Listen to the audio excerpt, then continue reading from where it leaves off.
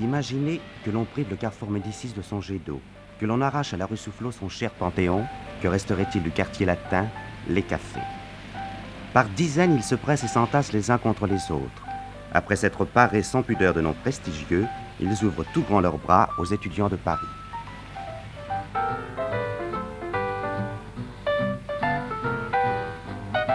L'heure de pointe se situe entre midi et 2 heures, et l'affluence est telle que l'on se demande ce qu'il adviendrait de tous ces étudiants s'il n'y avait pas de café pour les recevoir.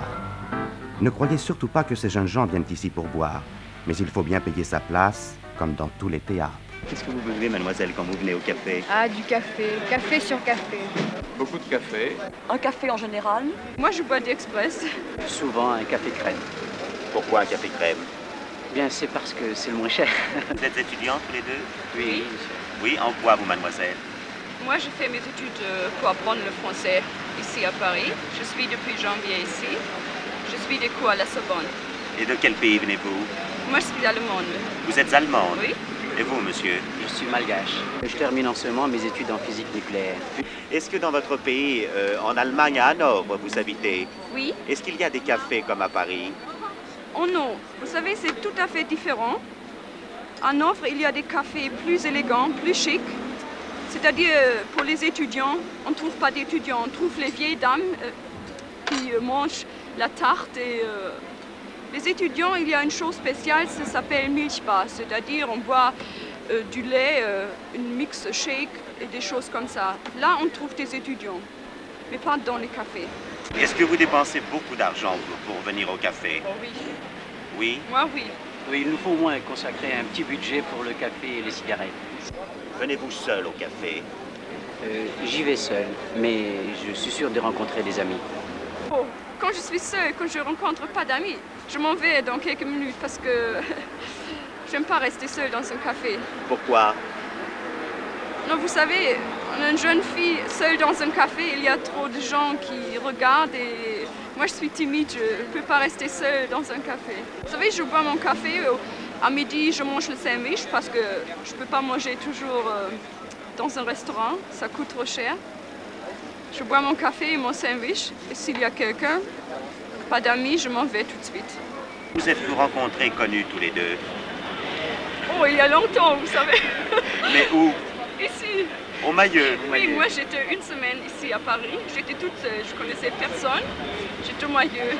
J'avais des cartes et lui était avec un ami. Il me regardait toujours. Et moi, ce que je pouvais faire, j'étais seule. J'étais contente de trouver quelqu'un pour parler. Quand vous retournerez en Allemagne, est-ce que vous garderez un souvenir spécial pour les cafés du quartier latin? Oh oui, ça c'est sûr, vraiment. Ça me manquera beaucoup. Quelles études faites-vous, mademoiselle? Je fais des études de sciences économiques. Des études de mathématiques, une licence de mathématiques. Vous êtes, je crois, à Normal Sup. Oui, à Fontenay, l'école normale supérieure de Fontenay. De Fontenay. Autrement dit, vous êtes un peu éloigné de Paris? J'habite en banlieue, mais je prends tous mes cours à la faculté de Paris, à la Sorbonne et à la nouvelle faculté de sciences à la Louvain. Autrement dit, vous avez peut-être des temps morts. Nous avons beaucoup de temps mort dans la journée. C'est pour ça que nous occupons souvent à venir au café. Et pourquoi n'allez-vous pas dans une bibliothèque? Dans une bibliothèque, je n'aime pas. C'est froid. C'est trop austère. Que vous apporte l'ambiance du café? C'est difficile à dire. C'est se sentir à la fois seul, mais entouré de personnes. Et c'est beaucoup plus vivant, par exemple, qu'une bibliothèque, c'est moins surfait comme atmosphère, moins compassé. Est-ce que vous pensez que séjourner dans un café, ça peut ajouter quelque chose à la formation d'un étudiant? Oh, je crois, oui. Oui, je crois. D'abord, cela nous apprend à ne pas nous prendre au sérieux. Parce qu'on voit tellement de gens dans les cafés qui se prennent au sérieux que ça nous fait une petite philosophie de ce point de vue-là. Est-ce la seule raison? Et on rencontre des gens, de nombreuses personnes différentes. Et cela nous apprend, je crois, à la vie. Oui. Lorsque vous allez au café, est-ce que vous souhaitez rencontrer des gens d'un autre milieu que le vôtre? J'aimerais pouvoir en rencontrer, mais c'est difficile. Vous allez toujours dans les cafés que fréquentent les étudiants? Non, même quand je vais dans un café différent, ce ce sont les gens qui sont de mon milieu avec lesquels je parle. Beaucoup d'étudiants essaient de parler de leur travail. Nous essayons de les empêcher, bien sûr. Et on essaye de parler d'autre chose. Alors ça commence par le temps, et ensuite la conversation des vies. On en arrive aux livres qu'on lit, aux spectacles qu'on voit, aux promenades qu'on fait. C'est assez varié. Où on joue. On fait quelquefois des jeux de société. Vous êtes pour ou contre le café attitré où l'on est sûr de rencontrer des amis? Non, je ne suis pas pour cela. J'aime plutôt les cafés, l'insolite, et je n'aime pas avoir mes petites habitudes dans un café. Non. Cela fait déjà bourgeois, bien arrivé. Je préfère me promener et attendre quelque chose, je ne sais pas, une petite aventure, voilà. Chaque fois que je vais dans un café, c'est une petite histoire nouvelle. Il y a une espèce de griserie à se mettre dans la foule et ça fait un peu tourner la tête, c'est pas désagréable. Ainsi, dans ce grand café où l'on vient tuer le temps, l'insolite et l'aventure ouvrent des horizons que tiennent fermés les murs épais des grandes écoles. Mais on ne vient pas au café uniquement pour rêver. Certains étudiants y travaillent. Est-il possible ou non d'étudier au milieu du bruit et de la foule? Cette question, nous l'avons posée au client du Rouquet, le café attitré des étudiants en médecine de la nouvelle faculté. Dites-moi, est-ce que les étudiants en médecine vont beaucoup au café? La plupart, oui. Est-ce que vous travaillez quelquefois au café? Ça dépend des caractères. Moi. Pourquoi tout dépend des caractères? Bah, il y en a qui peuvent travailler dans le bruit, d'autres dans les villes. Ça vous paraît tout de même difficile? C'est impossible, pour ma part c'est impossible. Pour vous, ça vous paraît impossible de travailler? Ah oui. Ça dépend quelle matière. Ça dépend quelle matière. Vous pensez qu'on peut étudier la médecine au café? Oh. Non, c'est un peu trop sérieux. Le droit, oui. Le droit, peut-être.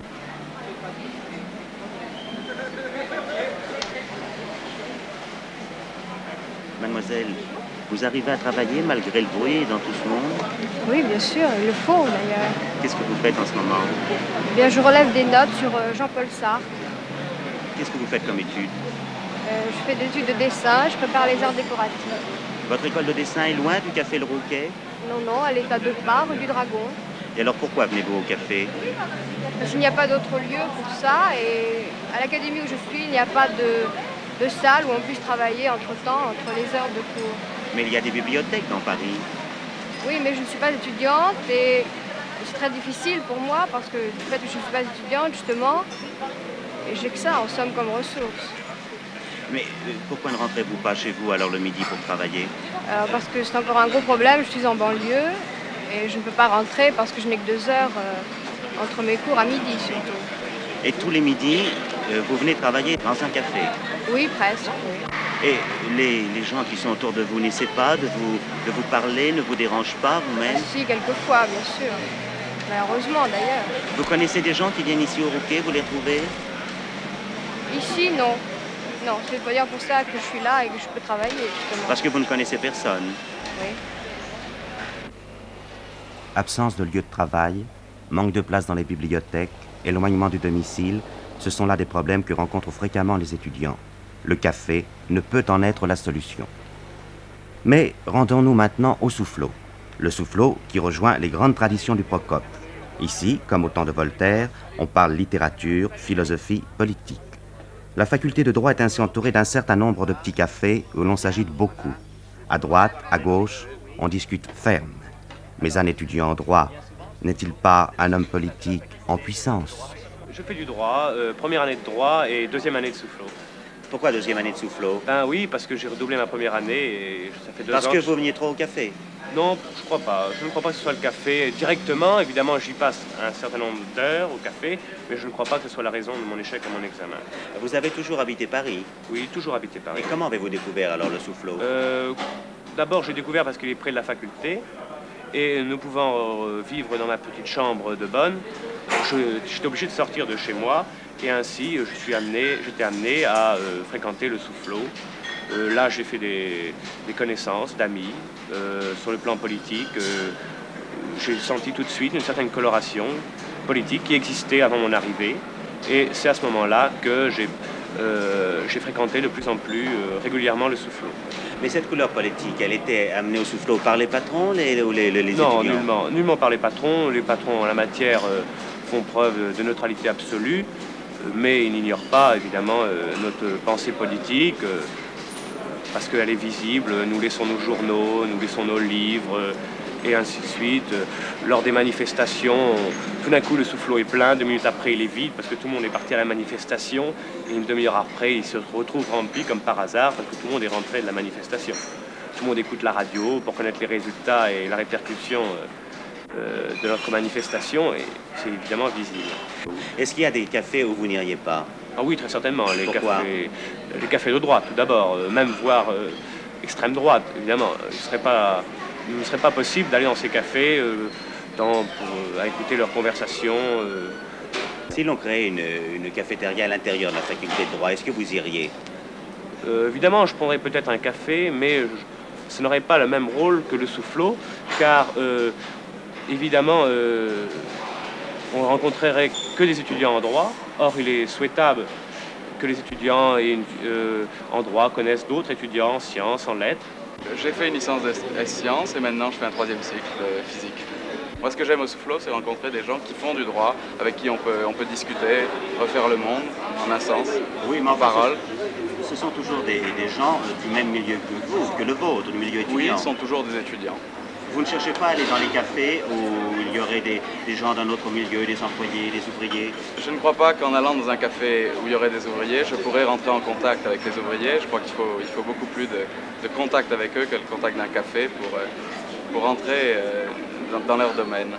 C'est uniquement le côté politique alors qui vous attire au Soufflot? Le côté politique, oui, mais aussi le côté culturel. Le soir, lorsqu'on a envie de sortir, on passe au Soufflot comme ça, et on voit les copains qu'on peut emmener au cinéma ou au théâtre, parce qu'on n'aime pas beaucoup sortir seul le soir, c'est évident, et ça fait fonction un peu d'agence de tourisme et de spectacle. C'est aussi un lieu où l'on peut vous joindre, le café. C'est ça. Dans nos chambres, nous n'avons évidemment pas le téléphone, et nous avons besoin de passer des communications téléphoniques et aussi, surtout, d'en recevoir. Or, nous avons besoin d'avoir un local fixe pour recevoir des communications téléphoniques. Et aussi, le garçon de café vous avertit dans vos communications? Oui, nous avertit, on a des messages, etc., même des mots, même de l'argent. C'est vraiment un deuxième appartement, en quelque sorte. Et ça correspond à une nécessité absolument vitale. On ne pourrait pas se passer d'avoir un café au quartier latin, proche de la faculté, proche de nos organismes politiques et syndicaux, l'UNEF, etc., etc. Selon vous, le café est donc indispensable à la vie des étudiants? Oui, ça répond, c'est absolument indispensable. Il faut que l'étudiant puisse se fixer en un lieu. Maintenant, peut-être pourrait-on trouver un autre lieu pour fixer l'étudiant, mais en l'occurrence, il n'y a que le café à l'heure actuelle. Tour à tour, lieu de détente ou de récréation, salle de travail ou scène politique, centre d'échange culturel, les cafés du quartier latin sont le refuge des étudiants de Paris qui, s'échappant de leurs écoles et de leurs facultés, se retrouvent entre copains et au milieu de ce spectacle permanent, espèrent un jour ou l'autre une rencontre avec la vie.